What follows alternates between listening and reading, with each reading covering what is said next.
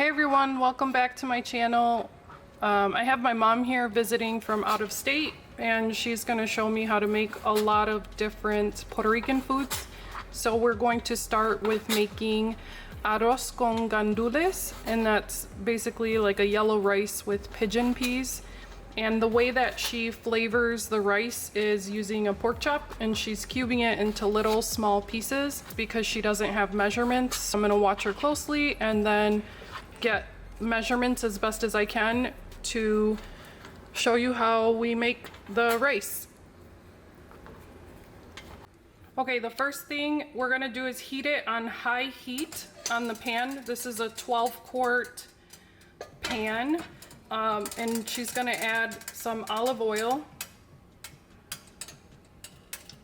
It's about, I'd say, 2 tablespoons of olive oil. And to the oil, she's gonna add the chopped up pork chop.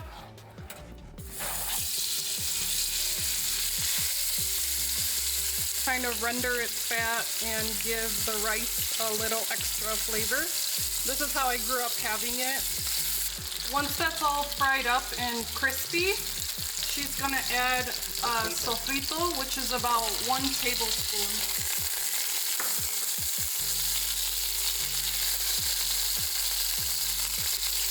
Now we're adding the jamon, which is this, just 1 packet. And then also 1 packet of sazon con achote. With culantro too.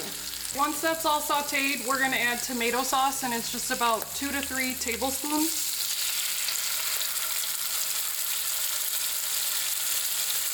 And then we're gonna add 1 can of gandules or pigeon peas. They're green pigeon peas. To this we're gonna add adobo also. That's all you add? Mm-hmm. Then we're gonna let this simmer together, and then we're gonna rinse our rice.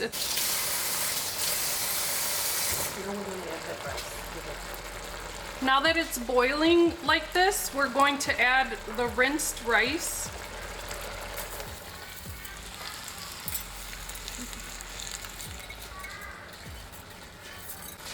So this step, we just are going to mix everything and coat it really well. Okay, once everything's mixed and combined really well like this, we're gonna add the water, 5 cups of water.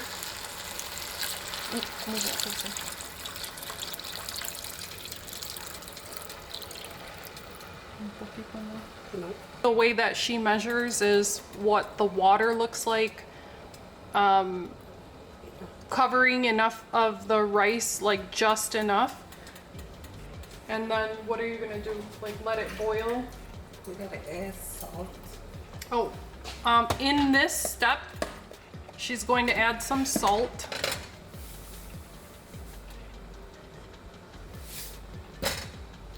It's about a teaspoon of salt. And that's good enough. Just a little bit more adobo. Now we're gonna turn up to high heat and let this come to a boil. Once it gets to this point where it's boiling, we're gonna stir the rice, because you don't want it to stick to the bottom and burn, so it's important to make sure to stir it well. Now you put it low. See how the rice has dried up? Like I was saying, there's still a tiny bit of liquid, but now that we're at this point, she smooths it over, and we're gonna turn it to all the way to low, like very low. Low and cover. So 20 minutes later, the rice is not done. Because this is a new pot and we don't know how it's going to act, it might take a little longer. Y que lo cubran con pollo o con hoja de a mí me gusta hacerla con la hoja de guineo, pero... All right, and there we have it. After about 30-35 minutes of cooking it on low, the rice is done, everything's dried up, and it's nice and fluffy. and we're just gonna serve it up with a chuleta, and I love to have it with some avocado. That's how I had it growing up, and that's it. That's our arroz con gandules and chuletas. In accompaniment with the arroz con gandules, she's going to make chuletas. This is something I grew up having. It was like a weekly meal for us. And so she made this marinade. We're gonna bake them with this seasoning that she just made, and I'll tell you what it is. It's basically adobo, sazon, black pepper, and mojo, and I'll have all of the measurements we used for 4 pork chops. They're kind of like a thin cut pork chop, and we're gonna bake it in the oven at 350 for half an hour. We'll start at half an hour. I've never made these things, and I used to have them growing up, so I'm just now learning, you know, about how to make them exactly. She has no measurements, so we're just kind of trying to measure as she goes here. But she's just making sure that the pork chops or the chuletas are coated very well. And we're gonna put them in a 350-degree oven and bake them starting at 30 minutes. They're gonna be kind of frita style, but we're making them in the oven.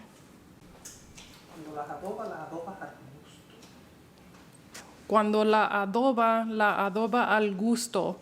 And what that means is you basically season as much as you like.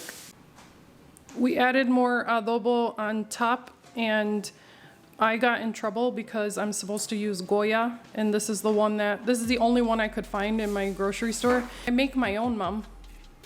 I usually make my own adobo with organic spices and stuff like that. But anyways, we sprinkled more on top, and she said when you use this, you use it just like you would salt. So you would season to your liking, or al gusto. Before we put it in the oven, she's gonna cover the chuletas, and then we're gonna let those bake away for 30 minutes to start, and then check them. This is what they look like after we did 15 minutes? No, 30 minutes.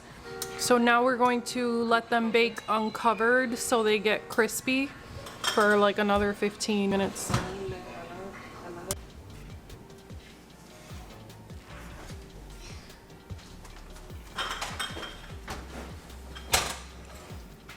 So we had these bake covered for 30 minutes, and then we had them bake uncovered for 30 minutes, and this is what they look like.